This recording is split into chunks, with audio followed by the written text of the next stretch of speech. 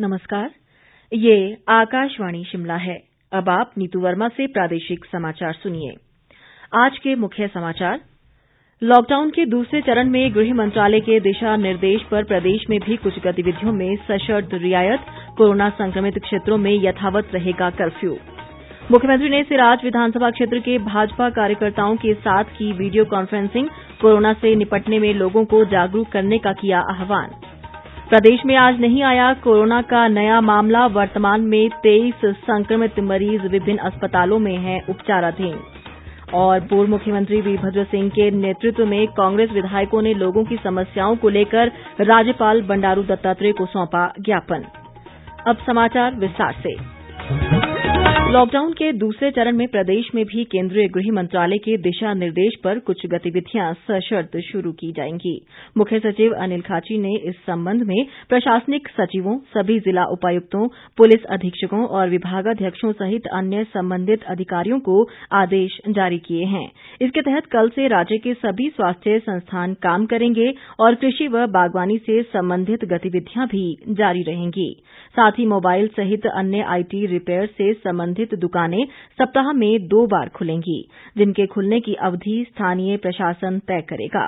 आदेशों में कहा गया है कि सभी सरकारी और निजी वाहन कर्फ्यू पास व परमिट पर ही चलेंगे व सरकारी वाहनों में चालक के अलावा 3 लोगों को ही बैठने की अनुमति होगी।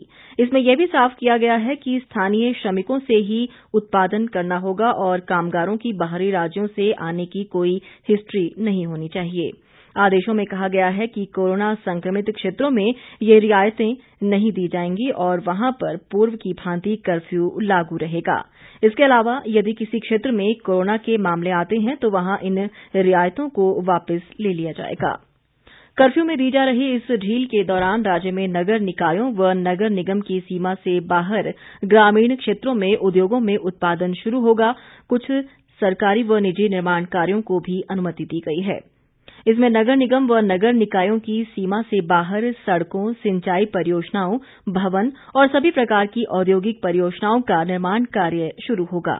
वहीं मनरेगा के तहत भी फेस मास्क व सोशल डिस्टेंसिंग की अनिवार्यता के साथ काम किए जाएंगे। उन सभी होटलों, होम स्टे और मोटेल आदि को भी चलाने की अनुमति होगी जहां पर लॉकडाउन के कारण पर्यटक फंस गए थे। लॉकडाउन के कारण 3 मई तक कई गतिविधियां पूरी तरह से बंद रहेंगी, जिनमें सुरक्षा को छोड़कर सभी घरेलू व अंतर्राष्ट्रीय उड़ानें, रेल यात्रियों की आवाजाही, सार्वजनिक यातायात की बसें और चिकित्सा कारणों को छोड़कर जिला व राज्य से बाहर की आवाजाही शामिल है। प्रदेश में सभी शिक्षण संस्थान, सिनेमा थिएटर और धार्मिक संस्थान भी बंद रहेंगे। 2 पहिया निजी वाहन में 1 व 4 पहिया निजी वाहनों में 2 लोगों की अनुमति होगी और इस दौरान टैक्सियां नहीं चलेंगी। गौरतलब है कि प्रदेश में शिमला, बिलासपुर, मंडी, किन्नौर, कुल्लू और लाहौल स्पीति में अभी तक कोरोना के मामले नहीं आए हैं, जबकि बाकी 6 जिलों से कोरोना संक्रमण के 39 मामले आ चुके हैं। मुख्यमंत्री जयराम ठाकुर ने आज मंडी के सिराज विधानसभा क्षेत्र में भाजपा पदाधिकारियों और पार्टी कार्यकर्ताओं को वीडियो कॉन्फ्रेंसिंग के माध्यम से संबोधित किया। उन्होंने कहा कि कोरोना वायरस से बचाव के लिए सभी कार्यकर्ताओं को केंद्र व राज्य सरकार द्वारा जारी किए गए सुरक्षा उपायों का सख्ती से पालन करना चाहिए। उन्होंने कार्यकर्ताओं से आम जनता को जागरूक करने का भी आग्रह किया ताकि इस वैश्विक महामारी के संक्रमण को रोका जा सके। उन्होंने पार्टी कार्यकर्ताओं से इस विकट स्थिति में गरीबों की सहायता के लिए प्रधानमंत्री व मुख्यमंत्री राहत कोष और कोविड-19 फंड में उदारतापूर्वक अंशदान करने व अन्यों को प्रेरित करने को कहा।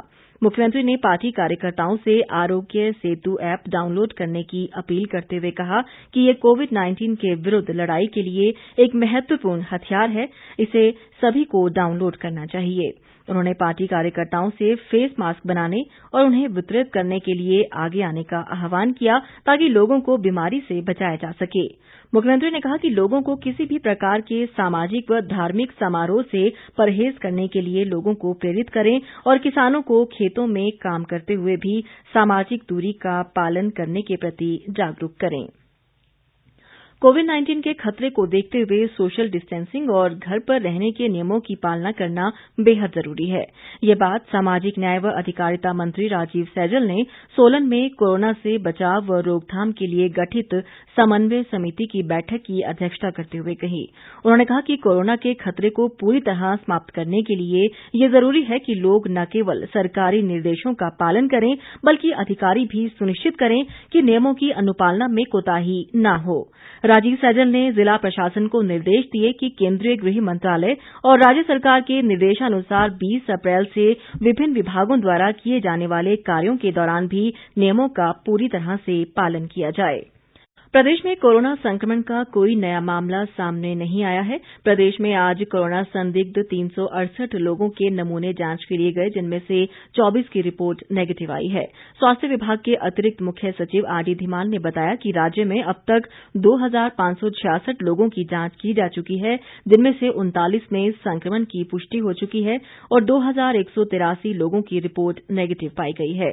अभी तक प्रदेश में 7381 लोगों को सुरक्षा की दृष्टि से निगरानी में रखा गया था, जिनमें से 5193 लोग 28 दिन की निर्धारित निगरानी अवधि पूरी कर चुके हैं और वे पूरी तरह से स्वस्थ हैं। वर्तमान में प्रदेश में कुल 23 एक्टिव कोरोना मरीज विभिन्न अस्पतालों में उपचाराधीन हैं। जिला ऊना के अंब उपमंडल की राजपुर जसवां पंचायत में बीते कल एक कोरोना पॉजिटिव मामले के उजागर होने के बाद जिला प्रशासन ने इस पंचायत को सील कर दिया है। उपायुक्त संदीप कुमार ने बताया कि इस पंचायत क्षेत्र में लोगों के घरों से बाहर निकलने और निजी वाहनों के आवागमन पर पूरी तरह से पाबंदी लगा दी गई है और आवश्यक वस्तुओं की आपूर्ति उनके घर द्वार पर ही उपलब्ध करवाई जा रही है। संदीप कुमार ने कहा कि जिला ऊना में 24 मार्च से अब तक करीब 500 लोगों के नमूने जांच के लिए भेजे गए हैं, जिनमें से 16 में संक्रमण पाया गया है, जबकि 350 के नमूने नेगेटिव आए हैं। वहीं 135 की रिपोर्ट आना अभी बाकी है। उन्होंने कहा कि कोरोना पॉजिटिव मामलों की संख्या को देखते हुए जिले में 3 मई तक पूरी तरह से लॉकडाउन रहेगा। कांग्रेस के विधायकों ने आज पूर्व मुख्यमंत्री वीरभद्र सिंह के नेतृत्व में राज्यपाल बंडारू दत्तात्रेय से भेंट की और प्रदेश में कर्फ्यू के कारण लोगों को आ रही समस्याओं पर एक ज्ञापन सौंपा।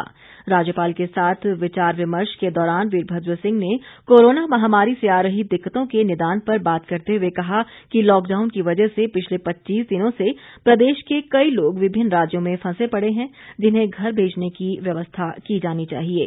उन्होंने कहा कि जब राजस्थान के कोटा से छात्र और उत्तराखंड से श्रद्धालु गुजरात भेजे जा सकते हैं, तो बाहर फंसे प्रदेश के अन्य लोगों को सरकार क्यों नहीं निकाल पा रही। वीरभद्र सिंह ने कहा कि प्रदेश के किसानों बागवानों के लिए विशेष आर्थिक पैकेज दिया जाना चाहिए और प्रदेश के होटल, ट्रांसपोर्टर व बैंकों से ऋण लेकर काम कर रहे अन्य व्यवसायियों को भी आर्थिक राहत दी जानी चाहिए। इस प्रतिनिधिमंडल में प्रतिपक्ष के नेता मुकेश अग्निहोत्री और अन्य विधायक मौजूद रहे। पूर्व मुख्यमंत्री प्रेम कुमार धूमल ने कोविड-19 महामारी के चलते संकट से जूझ रही अर्थव्यवस्था में जान फूंकने के लिए मोदी सरकार द्वारा छोटे मध्यम व्यवसायियों, कृषकों, मध्यम आमदनी वाले कर्मचारियों और युवाओं को रोजगार के लिए की गई उत्साहवर्धक घोषणाओं का स्वागत किया है।